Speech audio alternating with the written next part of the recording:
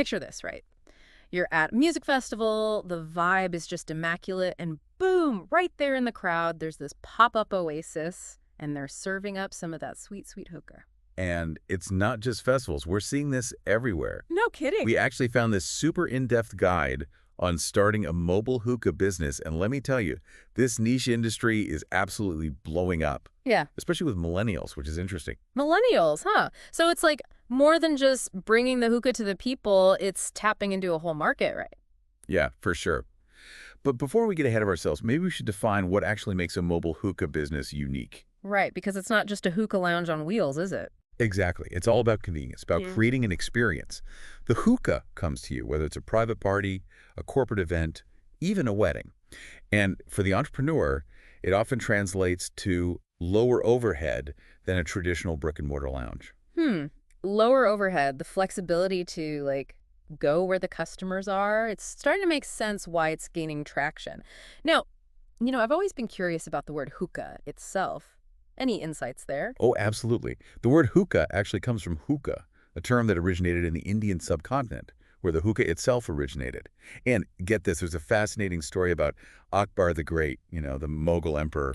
Okay, yeah, I think I remember him from history class. Well, the story goes that Jesuit missionaries, they introduced tabar to Akbar back in the 16th century. Oh, wow, way back. Right. And his physician, Hakim Abul Futek Galani, saw an opportunity.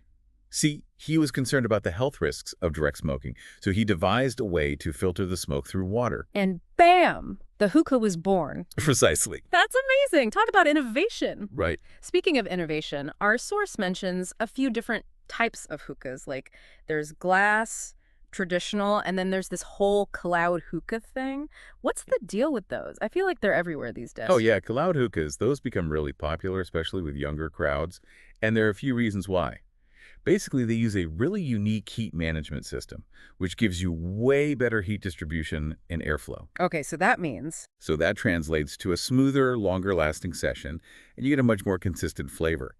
Plus, they're known for their sleek, modern designs, which, probably plays well with that aesthetically minded millennial market we were talking about. Okay, so stylish, and they up the hookah game. Got it. But let's talk about the business side of things. Is this just a fad, or is there, real potential for a mobile hookah business to actually thrive? That, my friend, is the million-dollar question, isn't it? Mm. But the numbers don't lie. The hookah tobacco market is projected to double by 2030, and a huge chunk of that growth. Let me guess, millennials. You got it. Double the market size by 2030. Okay, that's wild. But why millennials? I get that they're all about experiences, but what is it about hookah that's drawing them in? Well, it's more than just the hookah itself. Remember those cloud hookahs? Yeah, the sleek ones. Exactly. They're basically designed for Instagram. Super photogenic, that perfect plume of smoke. Okay, yeah, I see what you mean. And millennials. Yeah. They live for that. It's about sharing experiences online. It's social currency, So it's not just about selling hookah, it's about selling an Instagrammable moment. Pretty savvy, if you ask me. Exactly. And speaking of savvy, our source mentioned something else really interesting. Online sales for hookahs are skyrocketing. Really?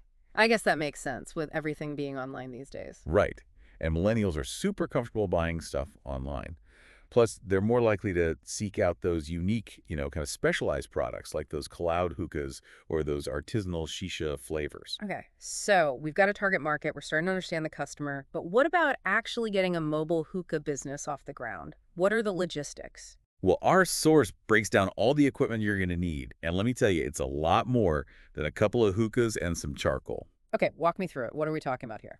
So first off, you need a solid fleet of hookahs. They recommend starting with 10 to 20. Whoa, really? 10 to 20 hookahs? That's a lot of hookahs. It is. And remember, not all hookahs are created equal. Those cloud ones we talked about.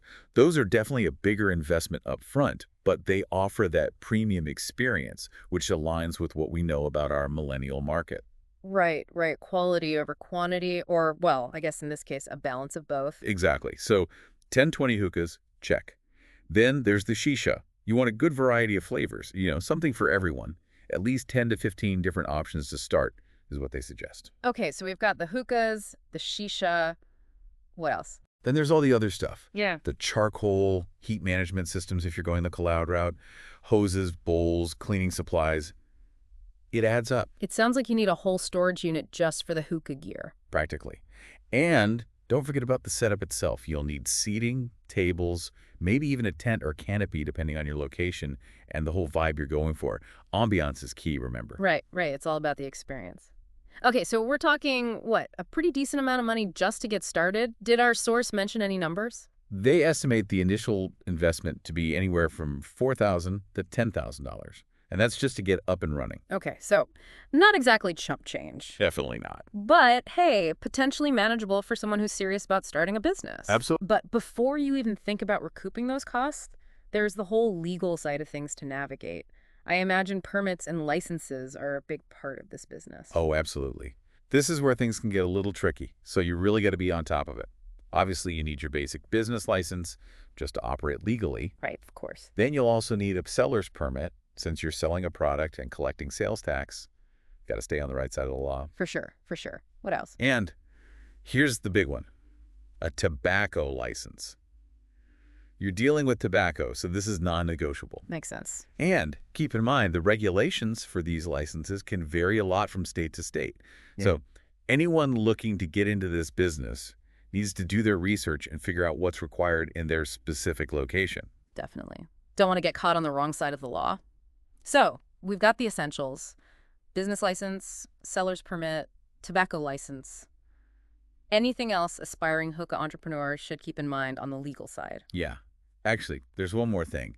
It's not mandatory, but our source highly recommends registering a DBA, doing business as. Oh, right, right. Especially if you're planning to operate under a business name that isn't your personal name. It can help protect your personal assets and makes your business look more, official. Right, because nobody wants their business to be called John Smith's Mobile Hookahs, right? Exactly. You need something catchy, something memorable, especially when you're trying to attract that young, hip demographic. Speaking of which, how do you actually reach those customers? I mean, you can't just park your mobile hookah lounge on a random street corner and expect people to flock in, or can you? Well, you could try, but our source outlines a much more strategic approach to marketing. All right, lay it on me. What's the marketing magic for a mobile hookah business? Still the T. Hey.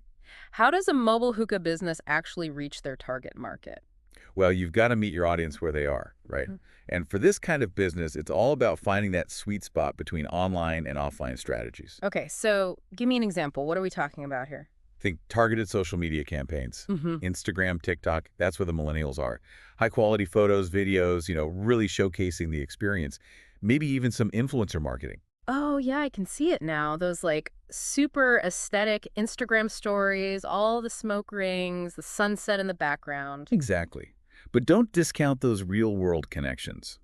Partnering with local businesses, event planners, even setting up shop at a farmer's market or a festival. Ah, so it's like you're not just bringing the hookah to the people, you're bringing it to where they already are. Exactly. Smart. Okay. But with all this talk about good times and vibes, we can't forget about the not so fun but super important stuff: safety and hygiene. Right. Absolutely. That's non-negotiable. And our source really emphasizes that. Regular cleaning and sanitizing of all the equipment is an absolute must. I mean, everything. Yeah. Hoses, bowls, water chambers, everything's got to be spotless. And I'm assuming those mouthpieces are a one and done kind of deal.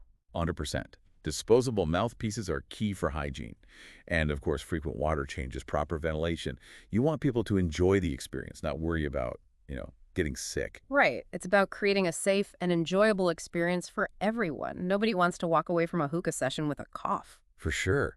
And this all ties back into customer satisfaction.